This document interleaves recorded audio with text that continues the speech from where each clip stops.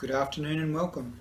My name is Chris O'Connor and today I'm going to give a lecture on my role as an educator for Assessment 1.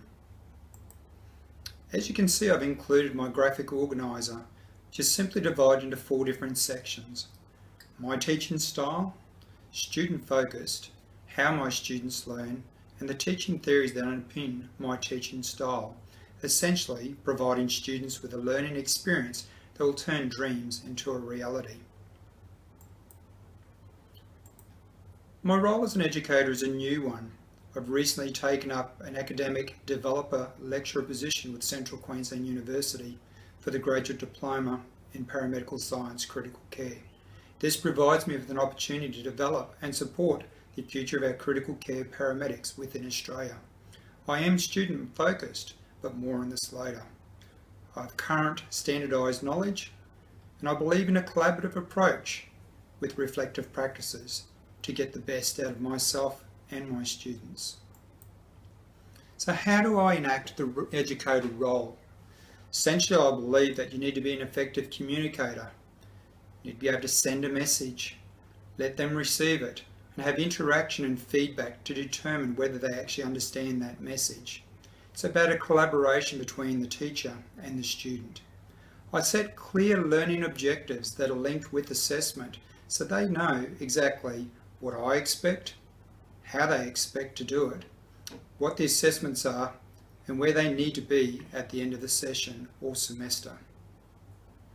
I deliver knowledge that is of best practice and current research to enable the students to actually obtain a thing called mastery level, which is where we need to be for a graduate diploma or master level.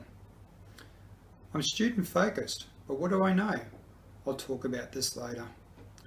I provide a safe learning environment for the students so they have an area that they can actually make mistakes, ask questions I don't believe are silly, and they don't get ridiculed at any stage.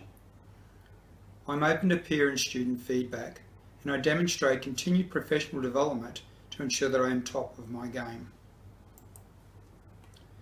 So me as an educator, I needed to sit down with my mentor to determine my strengths and weaknesses. And essentially my strengths are I am open and dynamic. I have a good knowledge and I've got the ability to be able to range my knowledge from basic concepts through to more advanced, demonstrating scaffolding.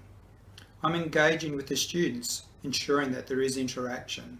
And I have a transparent practice that I allow my peers to come and review and give me positive feedback so that I can actually implement changes to ensure the program is of world standard. My weakness, unfortunately, is that I'm actually new to tertiary education. I'm a little technologically challenged and my organisational knowledge is only beginning. I have a tendency to overcommit, but it's a learning point and I can work from here. My student profiles are that they're all postgraduate level. They're industrially employed as advanced care paramedics with a minimum of 2 to 3 years post-degree qualification. They're highly motivated and focused, and they're generally millennium generation, suggesting that they know all about the social media and all the technology around that they've grown up with. Their learning style is through distance education. They prefer interactive and engaging lectures, building on concepts, so scaffolding is very important in this area. Remember, they all have degrees. It's based on best practice and research. It's linked with realism so that they can actually remember the items to put into their from surface memory to deep memory, and they enjoy problem solving. Therefore, my teaching style is a combination of cognitive, scaffolding and constructivist.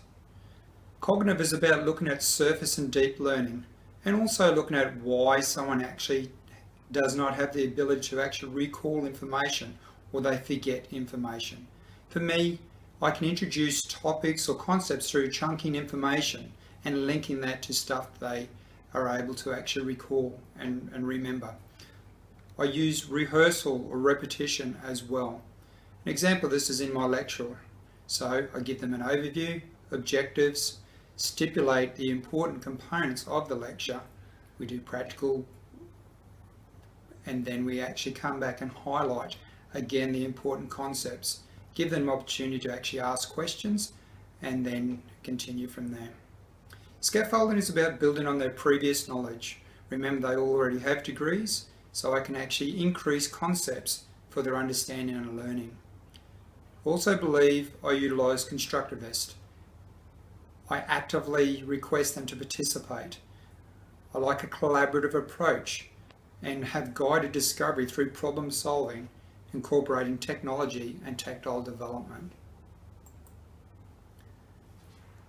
So my beliefs are aligned with the course of study of nature and learning and teaching. I've experienced both directed and constructivist styles and believe that at this point of my career, 25 years in, that I fall into the constructivist style, allowing me to have input, feedback, and actually develop my knowledge base through practical application and problem solving.